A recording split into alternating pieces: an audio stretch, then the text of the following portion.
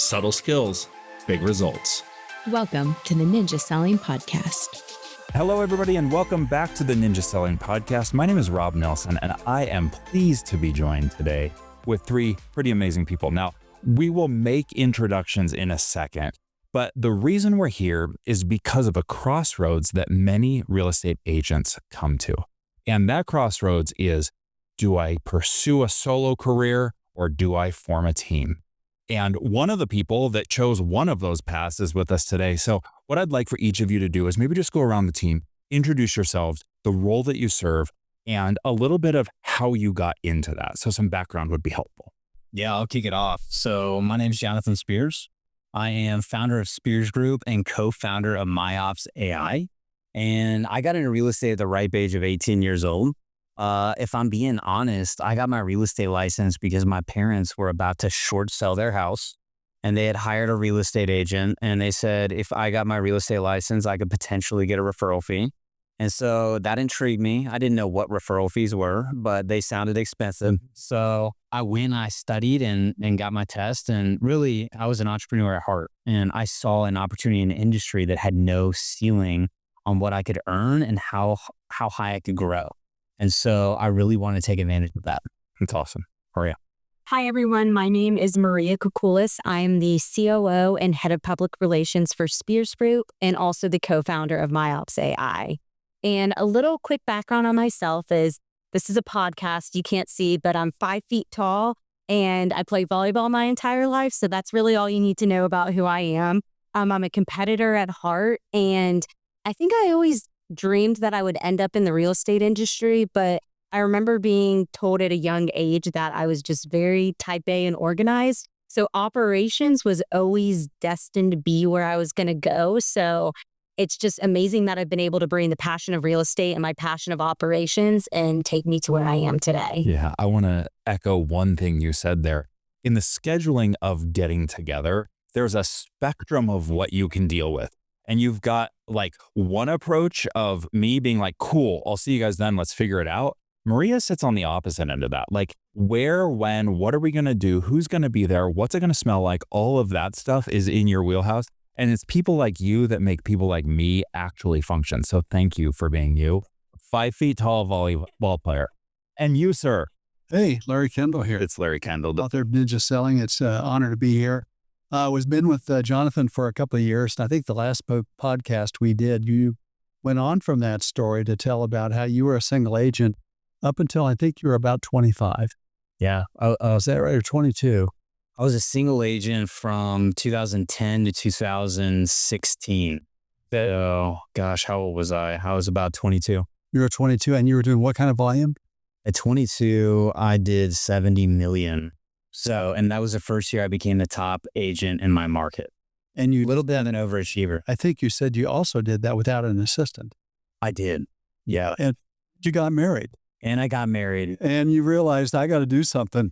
Larry, you've got a great memory. I realized that I better get my butt in gear. I thought my wife was the expensive one, but really it was me, Larry. I had expensive taste. No, That was your big aha that year. And then is that when you started to build your team then? I wish I would have had a mentor like myself. I always say this to my team because I've got a team of 20 agents. And I'm like, if I just would have had somebody like me to like drive me in the right direction. But what's awesome is our experiences shape us. And so when I got licensed in this industry, I was doing foreclosures because that's what was transacting. And, Great recession. The Great Recession. Yeah. Absolutely. In fact, I got licensed 6 months before the great oil spill, which was like, the cherry on top of the cataclysm that was 2008 financial crisis. Yeah. So for me, I had a chip on my shoulder. I was very driven out of that financial insecurity. So I mentioned a minute ago that my parents had a short sale. That was a transformative time as a teenager because, most teenagers today in 2025, their parents are potentially helping them get their first car and they're trying to have their high school experiences. They're going to prom. And I never had a prom. I had to work very hard to try to get my first car. My parents could not pay for the $2 bridge toll that it costs to go over to the city that had our local college. And there were just interesting nuances that, I can only think back to maybe the Great Depression, where somebody would be so impressed upon a financial crisis that would drive them. And for me, I was so fortunate to not be exposed to the market, but to be a spectator and really be able to learn from the pitfalls and the opportunities that came out of that. Wow. What a story. Wow.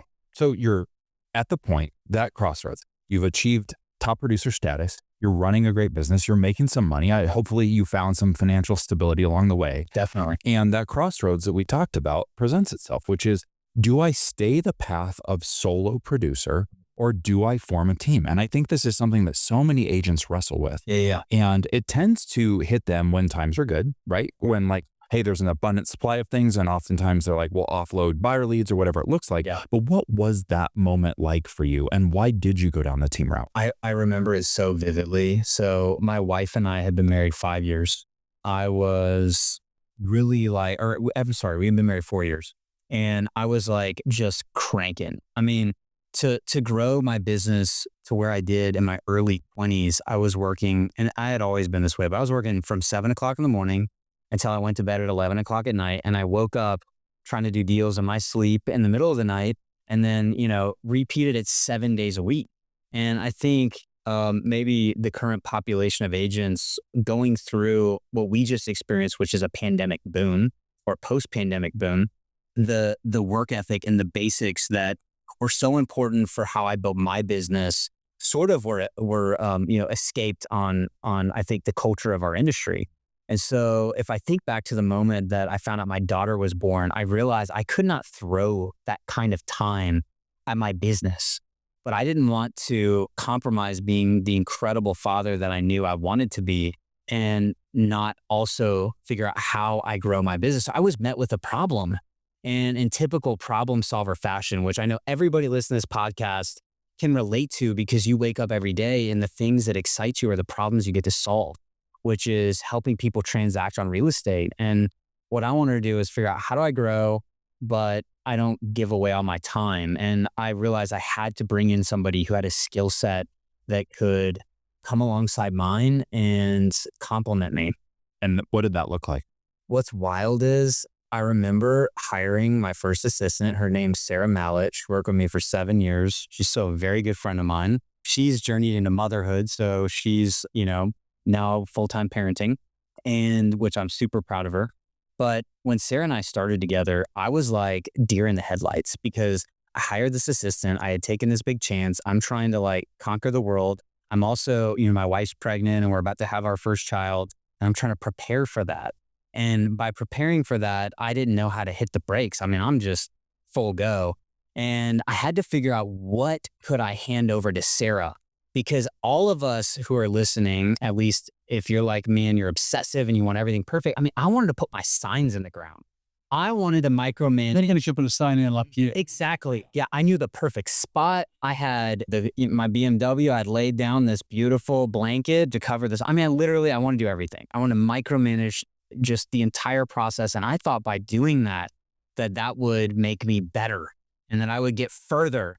What I realized is I was really being held back. And part of that was because I didn't have systems and processes that could be repeated. I really didn't have anything outside of a big key man problem. And the key man was me. And that's not really business. That is, I look at real estate as an opportunity to create cash flow and generate an income, and it's amazing. But the ones that do it at the highest level. So if we're going to try to connect 18-year-old Jonathan to 33-year-old Jonathan, so I'm 33 today. You guys are fortunate you can't see my gray hair. But if I were trying to connect the two of those guys, and the biggest disconnect was they both had a big vision, and one of them understood the value and principles of organization and why hiring people that have skill sets that are so much greater than yours in a different way, and how 1 + 1 could equal 4 was the lifeblood and crux of growing my business to a $2.5+ billion sales team today. So take us from that first hire was an assistant. Perfect. When did you bring on a licensed person? Yeah. How did that grow? Has it been linear? Was it spurts? How did it work? So brought on Sarah. Sarah came on in 2017. Sarah was absolute rock star. So the deer in the headlight moment, I remember very vividly. I'm sitting in our office on 30A, and 30A is like a vacation town. And I could hear chickens doing their thing outside, like cock-a-doodle-doo. And I remember I can hear the chickens in my mind right now. And I was like, what am I going to do with all this extra time? Like, I don't really want to give Sarah all these things. Like, what am I supposed to do? Because think about this. I am writing the contracts. I am sending all the emails. I'm doing all my own transaction work. I'm trying to put my own sign in the yard. Like, I'm doing all these things. I didn't know what to do with that extra time. And I had to realize that the dollar productive activities for me at that moment were focusing on building more relationships and doubling down the relationships that I had and figuring out how do I cold prospect a farm area. And by cold prospect, just being able to tell the success stories in the market and add value. And so I hired Sarah in 2017. I brought on a buyer's agent to help out of this overflow of activity that was generated when I decided to quit being the deer in the headlights, because I always tell my team the deer in the headlights gets hit. You know, it may get a minute to breathe, but if it doesn't move, it's going to get hit. So action is going to always be the anecdote to that moment. And I think all of us can relate to that. I mean, I remember when Ella was born, my daughter, I'm like, deer in the headlights. What do I do? I better change a diaper. But, you know, like we figure it out and we adapt. And I think the beauty of our business and of the opportunity to even be an entrepreneur is that we can be guaranteed one thing, and that's you're going to have to adapt your business.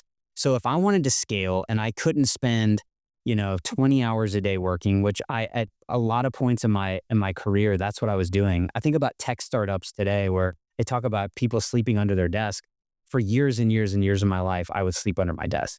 And most people don't realize that about me. And I think for most very successful real estate agents, you get this iceberg effect and you only see that piece at the top, but there's a depth dimension and with a lot of them, a huge chip on their shoulder, maybe, something tough that happened to them. And for me, I definitely have those stories, but going back to scaling, I wanted to bring on help out of overflow. And this was the first mistake I made. So let me tell you guys this again. I brought on help out of overflow from an agent perspective. And it would be like you buying a property and filling the pond with alligators and just feeding them every day and just feeding. Instead of really stocking that pond with fish that, maybe you could catch or teach somebody to go out and catch. And I wish at that moment in time, I would have thought about bringing on agents that not only could help from the overflow, but I taught them skill sets to go out and hunt and kill on their own and to help leverage the brand that we were building. And it took me a while. There's a disconnect between this. So I had years of my career. In fact, some of the best years of my career where I had this sort of alligator business, as I call it, where I'm feeding the gators. And if you're a team lead right now, I know you're rolling your eyes because you're like, man, I got a bag of chicken in my car right now. Gators are hungry. They're hungry because when they don't get fed, they start snapping fingers off. I had to really rewire my thinking to be a business owner. And I had to think, okay, Jonathan, you've done great as a producer, but what's more? Like what else can this be? And so after hiring what I would call buyer's agents, and I really hate the term buyer's agents. I love it and I hate it. I love the focus. I hate the lack of discipline because really we want to hire agents that have a skill set across listing, representing buyers, and also being able to leverage the brand that you're building in the market and being a brand ambassador for your business. And they have to work symbiotically. And so at the beginning of my career, I thought, man, I get this entourage built around me, which most top producers, especially the ones you see on a TV show, they operate with entourages. And I realized that entourage business model only takes you so far. If you want to scale beyond that, you have to be able to focus on building something that can get somebody's foot in a door that they would never have otherwise. And then finding the right individuals to step into that role and leverage that opportunity and do it over and over and over again, essentially teaching somebody how to hunt and fish on their own. Mm-hmm. Plant seeds and water them. I'm with you. So Larry, I want you to reflect on teams and where you've seen this go right and where you've seen it go wrong. Because Jonathan was at that crossroads we're talking about, chose his path and has stayed there. You never went back. What have you seen work and not work? And what is the X factor? Because I do believe somebody like Jonathan Spears is going to be successful at anything he puts his mind to. He slept under his freaking desk, right? That level of dedication, you were going to figure it out. But you've also seen the flip side of this countless times where somebody is a top producer, chooses the team route, and it ends up being a disaster. Or somebody chooses to stay the top producer route and ends up burning out? Yeah, I read a couple of studies on this. I think the biggest concentration of teams really are small teams, 2 or 3 agents. That's most of them. Larger teams like Jonathan's with 20 associates in your team, would be considered now. Back in the day, that was a big team. Now it would be considered more of a mid-sized team and very successful. I think some of the team leaders that I've met and that some of the frustrations they've expressed. We had a team here from Canada and a very productive small team. They have 5 licensed agents plus a couple staff, and they were doing about 260 transactions a year. So they were averaging pretty good, about 50 each. But the team leader's frustration was he was trying to teach them how to sell the way he did it. Now, he was what I call a freak of nature. I mean, the guy was amazing. Yeah. And he was one of a kind. And what he did was not a teachable skill. And one of the things that helped them, he brought his whole team to Ninja, and they all said, what we're going to do, we're not going to try and do it his way. We're going to do it the Ninja way. And it really helped them put that together. I think the other thing that comes up for me on teams is systems and processes. And the most successful teams have a process, have a system to the point that the team can function without the team leader if they're not there for a day or two or even a week or two. And I think that the unsuccessful teams, I shouldn't say unsuccessful teams, the teams that are less successful or that the team leader is still working too many hours is where they're really not being run like a business. It's the team leader. If Elvis isn't in the building, nothing's happening. That's one thing I admire of Jonathan about you and your team. You've got Maria here, who's your operations manager. You made a comment, I think earlier, you have a second home in Beaver Creek, Colorado. Yeah. How long were you there this summer? I was there for 6 weeks. Okay, you were here for 6 weeks in Colorado, enjoying your family, enjoying Colorado. Your team was back in Florida, blowing and going. Yep. Never missing a beat. Maria was there operating the back office. Correct. And the marketing and all of that. You have built a business, not just a team. That's why we're loving to talk with you on this podcast, because that's the key. And Maria, I know you help build a lot of those systems and processes behind the scenes. So yeah, and one thing that when you were asking Jonathan about the kind of timeline of him growing Spears Group where it was today, when I came into the fold, just a quick background of how we started working together. I started off my career working for a large public relations firm. And during that time, we worked with a lot of large corporations. One specifically that I worked with was Firehouse Subs. And it was a restaurant chain. And I got to see firsthand how a brand franchised and how that system and process that started in a small town in Jacksonville grew across the country and then into other countries. And so after doing that for a while, started my own PR firm, working specifically with luxury real estate agents, got connected with Jonathan, and really started to kind of build from there. And then when he was ready to take the business to the next level, he realized that even though he started hiring people, all of the things that they were doing on a day-to-day basis were not being documented into systems and processes that were replicable. And so I think he was able to see from my perspective, that background I got from the PR firm I worked from, and then from running my own business, that I could come into the fold and figure out, hey, let's actually create systems and processes that don't just live in his brain or the assistant's brain or anybody else on the team. It's something that everybody can follow consistently. And that's really what birthed Spears Group to where it is today, and was able to at any point bring in a new agent and say, here's the Spears Group way. And then I have no concern, Jonathan has no concern that when they walk into a listing appointment, that they're going to be delivering the exact same result from the front end to the back end that Jonathan would be delivering. And that's really where I think that element gets missed a lot of times, is we think, okay, our team's growing, let me hire, let me make sure I'm bringing more agents to get the overflow. But I think a lot of people miss that component of the documentation of what they're doing and then making it easy to follow and grow from. And that's really where our passion lies and what we're doing with Spears Group. Larry used the term freak of nature, which is funny because I think most people would call you a freak of nature, right? And I've gotten to know Maria. You're a little bit of a freak of nature, right? We have we definitely have personality types that are on the extreme. You're like level 11 of your individual personality types, but you have figured out how to work together. And if you want to talk about freak of nature, take Michael Jordan or any spectacular athlete. They had to figure out how to be a teammate as well to get to the level of national championship or legacy or whatever it is. I feel as though you guys have figured out how to work together in a way that doesn't hinder either of your level 11 stuff. So like, go there. How did you guys figure out how to work together so that both of you could bring everything to the team? I alluded to earlier that I played volleyball growing up through college.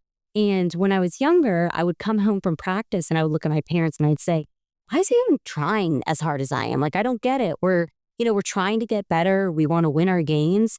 And I always joke with Jonathan, when we decided to officially start working together at Spears Group, I was like, I finally found somebody that cares and is as competitive as I am.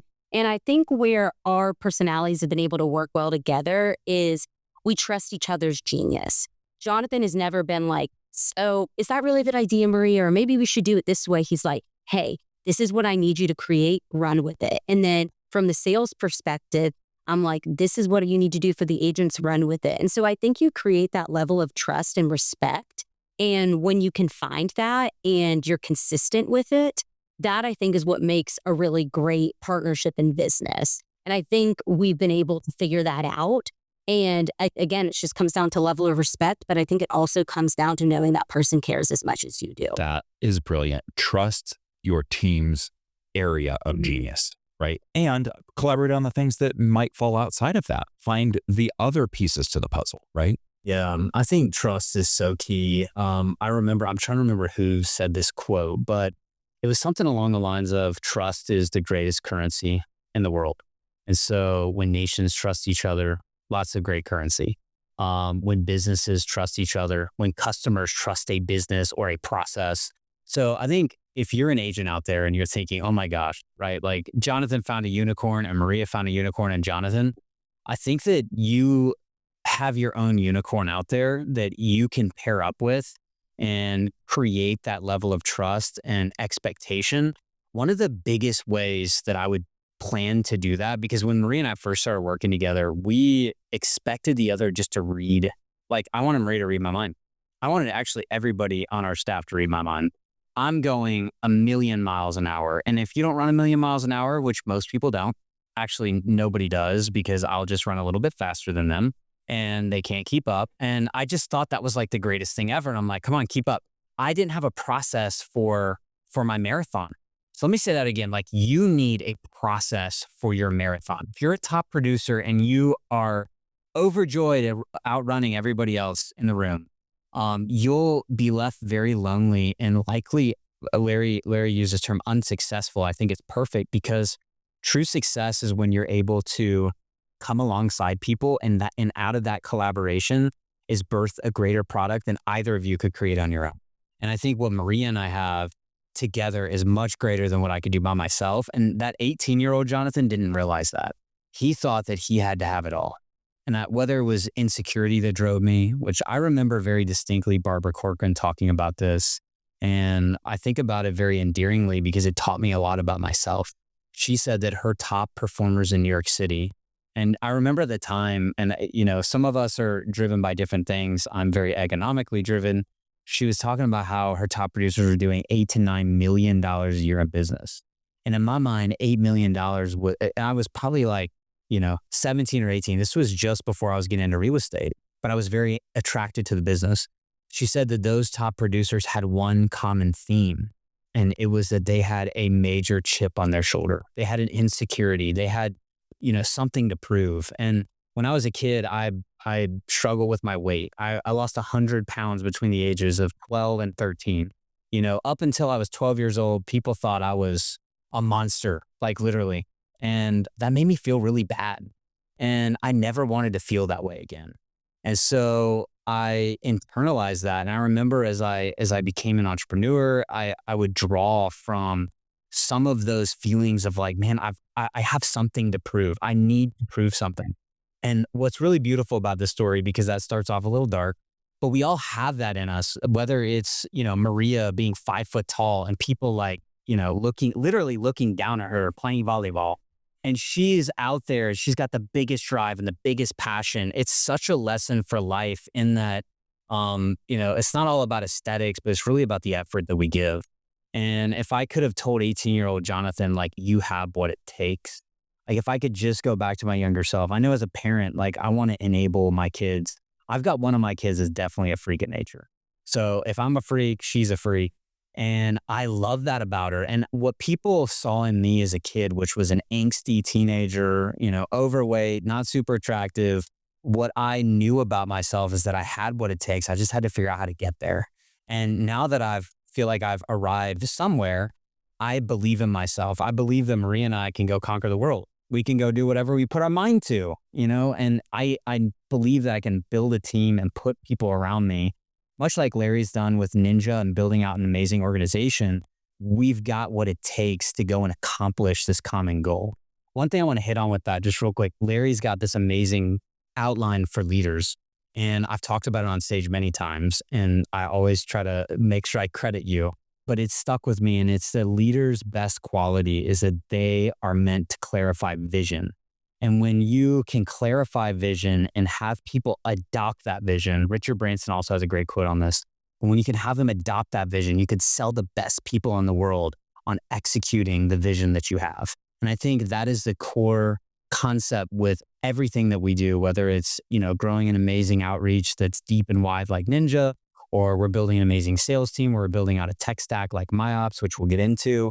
That is the core goal. We've seen now as the team's grown and we brought on more employees, like we want to create that same mindset for everybody that's working with us as well. And I think that really is truly rewarding, is being able to pour that in to that next generation that's coming in. Like one of my favorite things every day is going into the office and working with the young women in there that are in our marketing department, Jonathan's executive assistant. It's just amazing seeing all of that play out amongst our team members and our agents, and seeing that kind of like mindset of abundance. So what have been the hurdles, the roadblocks, the potholes on the way to success? And what have you done to smooth that road out so that those traveling with you are not falling off that road? That's a fantastic question. I think the first thing you have to realize is that a lot of times the people that are traveling with you may not be the right people.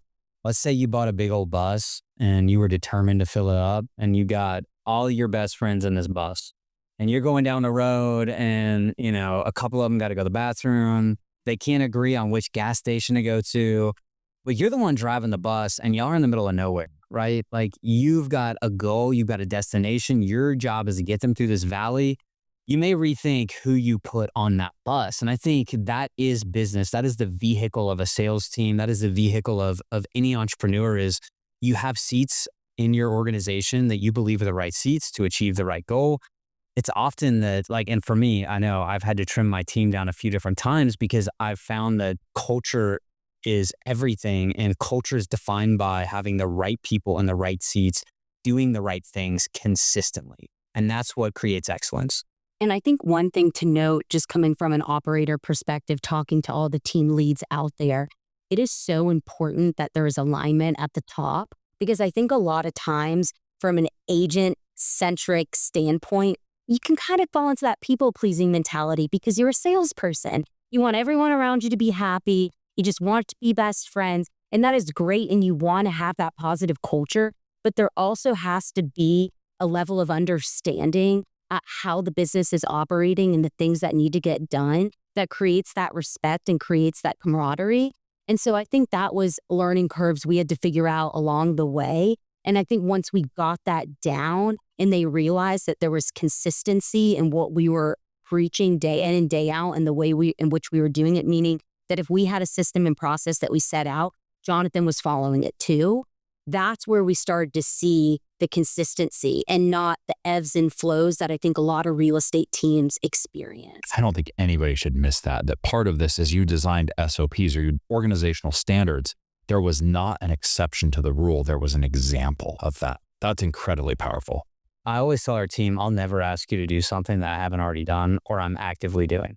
And if I'm asking you to do it, and it's easy, right? Like I've got kids on my team who are 21 years old and they're like, they look at me like I'm just so far away, unattainable. It's hard to get there. And the difference between me at 21 and me at 33 is just persisting without exception. All right. So in ninja terms, I think we've got an interesting dynamic here because it's clear you both have power components to your personalities, absolute perfection on your side, and some party shows up for you. Like, I actually think that you could be a fun person. And you Don't let me get too wild. you guys figured out how to work together.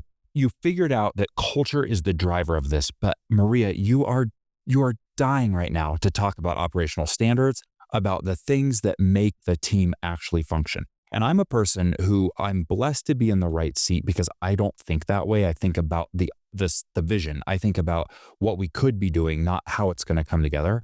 But you are the person and you are needed inside an organization that's going to scale. So how did you evolve from Jonathan's PR person who came on board full time into an operations person who not only had like that operations whip of like, you guys have to do it this way, but you inspired people to build systems that you've turned into something?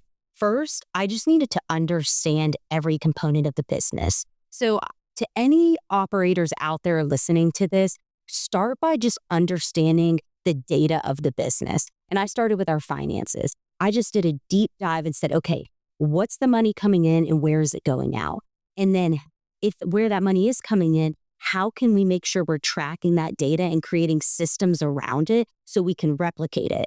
And then when we're looking at the money that's going out, what is creating an ROI? What's potentially waste? And then how can we create systems around that? So that was really like the core of where I started. And then from there, I was able to say, okay, this is what we need to do. But one thing that I realized early on was an operator brain and an agent brain were completely different. And when I think the brain is the same. I feel like there's a left and a right. There's the creative and then there's the organized. Exactly. And so I'm obviously on the type A side. I mean, we start talking about systems and processes. I'm like, oh, wow, I love it. But when I realized that I had to figure out a way that all of these systems I was creating, our agents could use on the go and could use consistently and weren't having to go to 10,000 different places to find, that was the aha moment, I think, for both of us of, okay, now we can really create the system that we need to get Spears Group to the next level. And I hear time and time again that being the primary issue that people are dealing with is either they're not documenting it or they don't have a proper way to find that information that they need to use on a day-to-day basis. I think we need to break down what it means to build a system. Because if I was listening to this podcast and I am textbook visionary, I like to give Maria the wildest ideas and 99% of them she's shooting down in a millisecond and I'll bring them back up later because I'm very persistent. So what does a system mean? Like what if I'm a salesperson, like let's get a little deeper on how do we even start? Because I remember I brought Maria in full time in 2022, but she started working with me in 2020. I watched how she built a system for managing her PR relationships. And I said, man, this is real similar to how we manage relationships in real estate. Maria's put me in our team in the Wall Street Journal.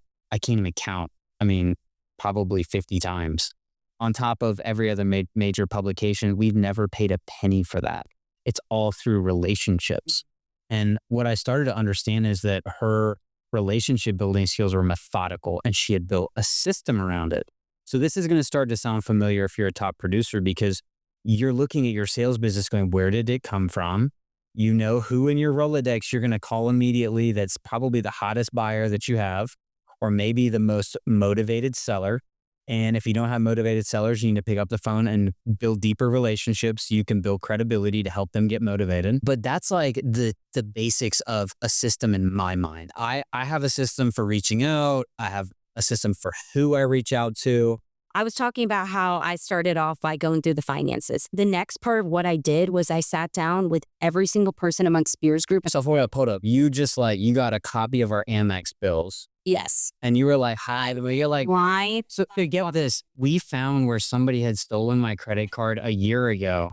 And we were at Ashimi in Palm Beach. and had spent like $3,000 or $4,000. And I'm like, I thought it was my wife the whole time. Yeah. So I literally went line by line and identified what everything was being spent on. Hold up. That's a very basic system. Yeah. Let's just make that. So you can print your Amex statement once a month, and either you or you could hire a VA or you could outsource this task. And this is something else we'll get into, is how we outsource tasks. And you literally just write what the expense went towards and whether it was an agent expense or a personal expense. And should we do it again? Exactly. And then the next layer of that was I did an audit of what everybody was doing. So starting with Jonathan's assistant, I said, write down every single thing you do to take a listing live, go under contract, all the little idiosyncrasies that come into it, the data that you find important. I did that for our agents. And then I took all of that information and I said, okay, now let's create a system process behind that. And that started with, okay, a new listing. Okay, we're going to write down all of the information that we need to intake as soon as a listing goes live. When it goes under contract, what's everything we need to do? What's going to do when we do hold an open house? What's the information that we need to find? Marketing department, when a listing goes live, what marketing are you going to deploy? When it pens, when it closes? So I took all of that and then I started to create the systems around it. And I know you alluded to it earlier, but the reality is we found as I was building these out, like the only options I really had was like G Suite. So I started off in your Google Forms, your sheets, your docs, but to the point I made earlier was that is very hard for an agent to access.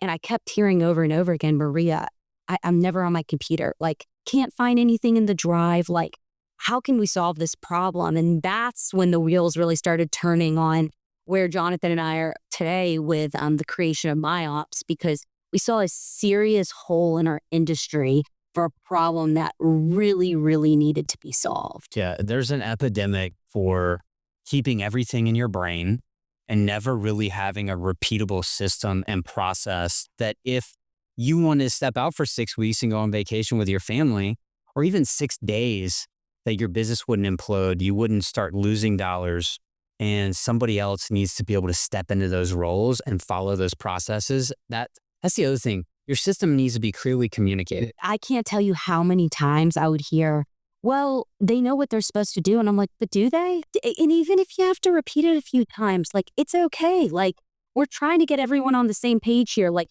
come from a place of like, not frustration, but hey, let's get this to stick. That's a great way to put it. And, you know, Larry brought up a great point earlier. He goes, okay, how many agents does Spears Group have and how many full-time employees? And we have 20 agents. And our full-time employees is myself, which is COO, head of PR. We have Jonathan's full-time assistant and a marketing director. And I think everyone was like, how are you doing that? And what volume level too? I mean, We just crossed 300 million close, and people are like, that's probably all you. And I'm like, actually, the team's done 207 million. I've done 93 million. and that's in only about 8 months, a little over. That's in 8 months. Yeah. Yeah. So between last year and this year, we've already done over $500 million, close to 600 million in So sales. you're running at that pace with 3 staff. Yeah. I mean, our systems and processes manage Yeah. our team. And then we're able to come in and support. Maria and I are brand builders. You know, like that's our goal. Our goal every day when we wake up, when I'm thinking about our team, is how can I make an opportunity for one of our team members today? How could I get in the right media? Could I get on the right podcast with Larry Kendall? Could I evangelize about our team to maybe we get a referral? Maybe we get, a client that listens and they plug in, and like, how could we open a door that, is valuable to them? I think you guys are bridging something that maybe until now I hadn't put my hand on. Larry, we just recently had a conversation with Mike Staver. Give me the definition that you and Mike Staver have used for culture. Culture is a combination of common values, systems, and language. And when you have that, then you have alignment and you have everybody working together. The definition of system is a documented process that will give you predictable results. Right. And that's what you guys have created. And, back to Jonathan, your comment earlier about a leader needs to clarify the vision. Yeah. Which also relates to clarifying the future. Clarifying means removing uncertainty. And when you have a good system and a good process, it's not this typical real estate Yeah.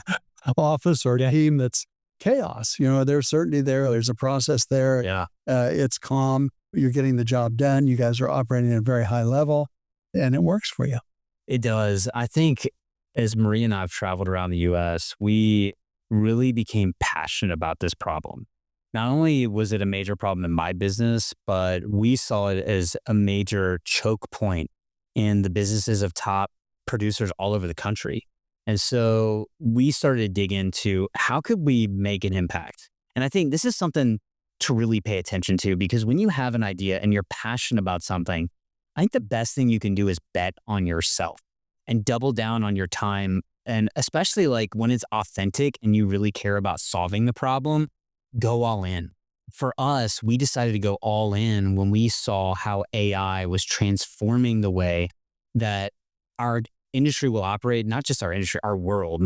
And we wanted to make sure that we could tailor that to the problems that we were facing and figure out how could those tools today be a solution to the problems that not only will agents face tomorrow, but I think into the next decade.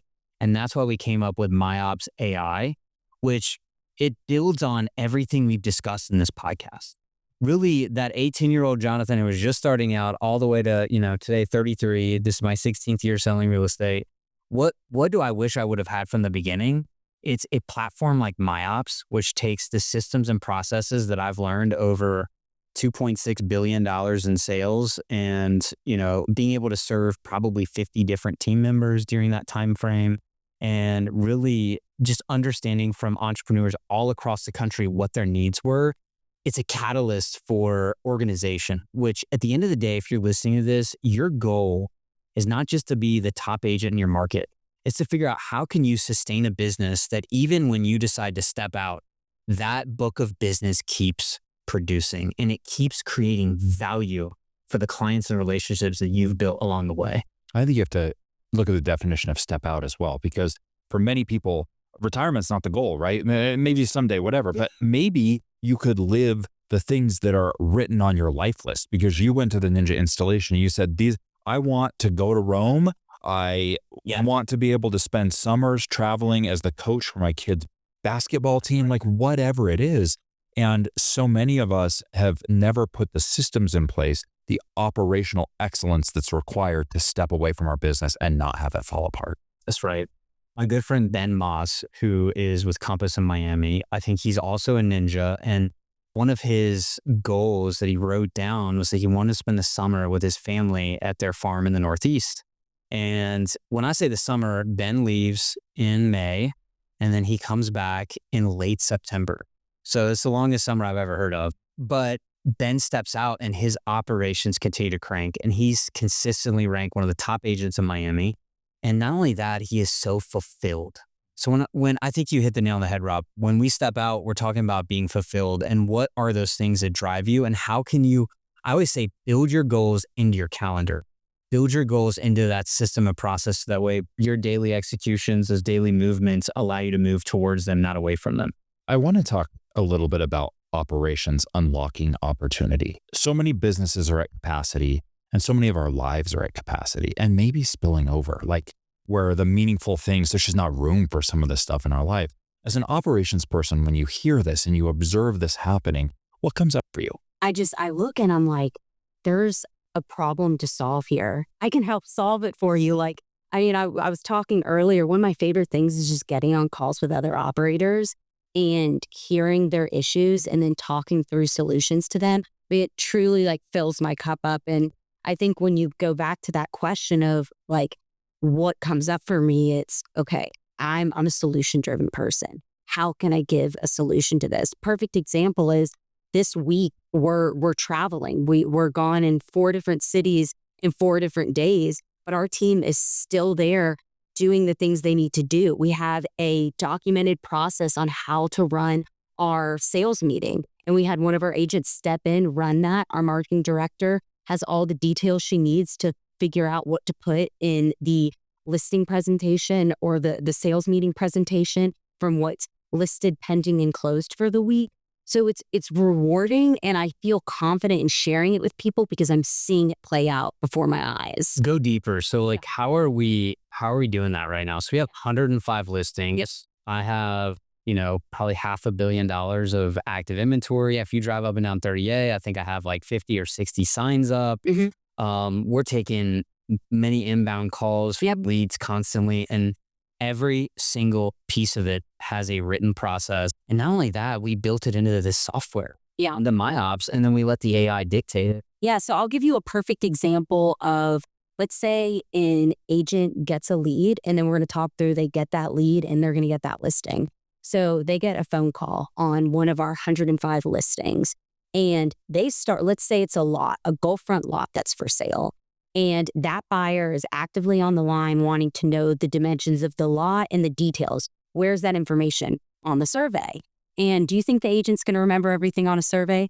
Probably not. Not 105. No, there's no way. And so with what we've built out in MyOps through the new listing information form, which is where we intake all the details on a property, the AI is now interpreting that. So our agents can go into MyOps and say, I need the details on 123 Main Street lot and the survey for it. And it immediately pulls it up. They can now verbatim say what the AI is telling them about the property. That's very much put in the words in which Jonathan has entered in there or admin has entered in there. And then they are prepared for that lead. And so let's say they convert that, things go great. And then next they get a listing that they want to take live. Okay, what do I do? Well, you just hop into MyOps, you follow our new listing information form of everything you need to do. Okay, I need to have a sign now. Okay, let me go to the AI and type in, hey, what's our QR code website and who's our sign vendor? And it'll say, hey, here's our QR code website. These are the instructions to create the QR code. When you're done, email it to Sally Sue. She'll print it out. And then here's the pricing tiers for the signs. So all of this is getting done in, 3 to 5 minutes, when before you were likely having to call your admin or dig through a Google Drive, go in your email. It streamlined all of these things we're doing on a day-to-day basis that's taking our time away. You just went straight in the deep end. I know we did. What is MyOps? So what MyOps is it's a operations platform via desktop and mobile that is meant to run real estate teams and give them all the systems and processes they need to sustain and scale. So if I want to learn more about this, I go to MyOps.ai. Yep. That's our website. You can find out more about it, and any information you put on there comes directly to me and Jonathan. So we're happy to kind of... Yeah, if you want to get a hold of us, go to MyOps.ai. You're going to go straight to my cell phone, straight to Maria's cell phone. And we have a process for it, so you're going to hear... We're the ones that are responding. Yeah, but it really has, and another one we were talking about today is there's a buyer needs section. So we have where we document all of our buyer needs, all the way down to if we have an exclusive buyer agreement with that person or not. So if any of our agents are trying to prospect and maybe find new listings, they can go through those buyer needs and use that as a catalyst for a conversation. Or if I'm going to a listing appointment, I can pull up my buyer needs and say, hey, look what our team already has in the hopper for people looking for homes. This is how we can serve you. And again, it all centers back to what you guys preach, and it's creating value for people in relationships. But the reality is you can create a process for creating relationships. And it doesn't take out the heart of it. It just makes sure that you can follow it consistently. That's the beauty of Ninja, though. Like when I first connected with Larry, I connected with him through his book, Ninja Selling, and he became an instant icon and celebrity to me. And when I started getting the opportunity to speak on stages through Maria's process of getting me up there, I was able to evangelize from a place of experience and truly just joy of relationship-based. I don't even like calling it the word selling. It's relationship advisory. And that's what I feel like I operate today, is a relationship advisory, and really helping people understand through different times of their life how to transact at the highest level in real estate, whether it's in my market or any other market. I think what's beautiful about sort of the concept of repeatable process is that I can make sure that every time I reach out to a client, I'm reaching out in the same exact manner. In fact, I was talking with Larry and I was showing him MyOps, because MyOps is not yet available to the public, but it will be soon. And I was just telling him, like, man, sometimes I forget when the last time I wrote a handwritten note to you was. And if I just log that real quickly into my AI is really good at giving you time back to go and do more of the human to human connection that you were born to do. And I think that if those soft skills get lost, the need and desire for connection will never be out of fashion.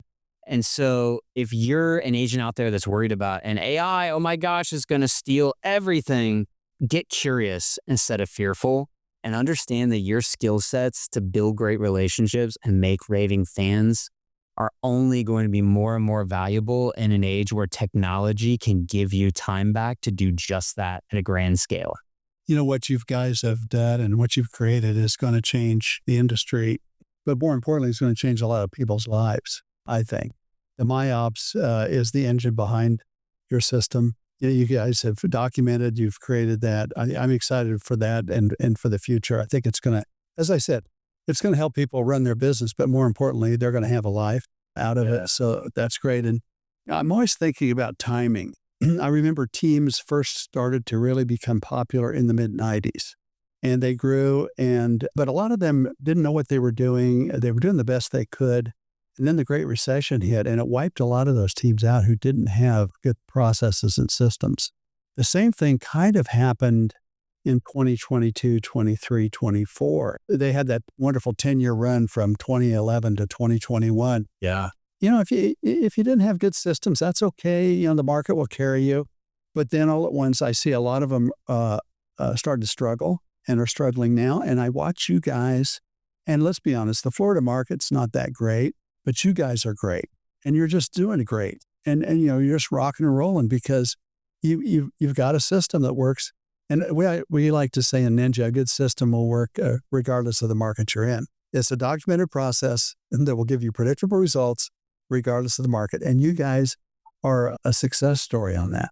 Can I put a cherry on top of something you said, and it sort of wraps some of this all up? My observation as an outsider of you and your business is that you are exceptional at creating opportunity for the people on your team. Yeah. Like exceptional. You are traveling all the time.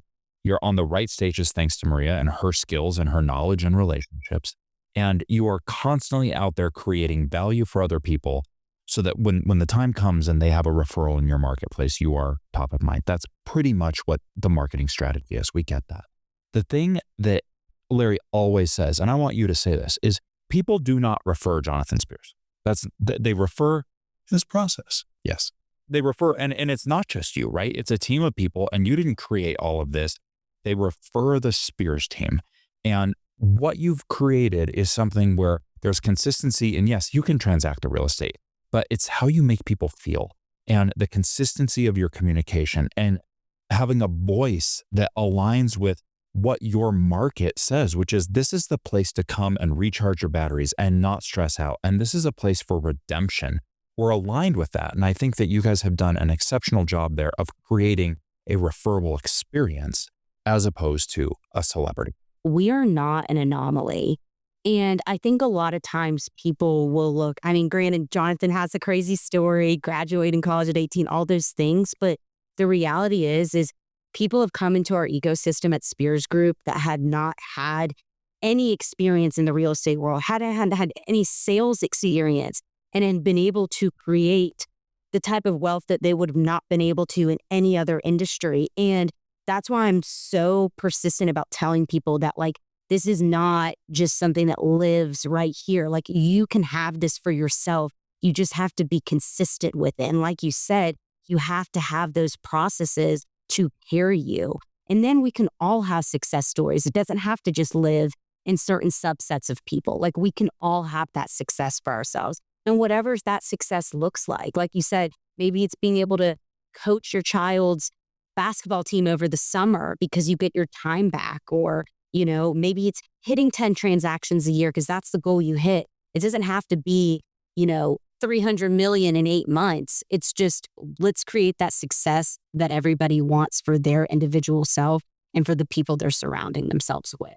There is not a better way to wrap that up. That was beautiful. Than Maria. a powerful monologue. If I have one piece of advice, it's to live the rest of your day with the heart of a 5-foot tall volleyball player. That's right. Anything else you guys want to leave the ninjas with? I think I've got a 21-year-old guy. His name is Zekiah, and Zekiah is really inspiring to me. And he leveraged our brand, cold called his way to a $5 million listing. He held 50 or 60 different open houses of this listing and managed to leverage every day it was available. It was short-term rental, and ended up double ending the deal. So did roughly $10 million in volume in one fail swing after spending years trying to permeate a certain segment of the market. If you're 21 and you're listening to this going, I can't do that. I asked Zekiah, I said, man, what did you learn from this? And his response was so brilliant. And it boiled down to one thing, which is his mindset. And in his words, he said, Jonathan, there's no shortage of opportunities. There's no shortage of properties. There's no shortage of deals. What I learned is that there's only a shortage of hustlers. And what he's saying is there's a shortage of people who are willing to be excellent when excellence is defined by your willingness to go through pain to get to the goal that you have for yourself. And most people give up too early.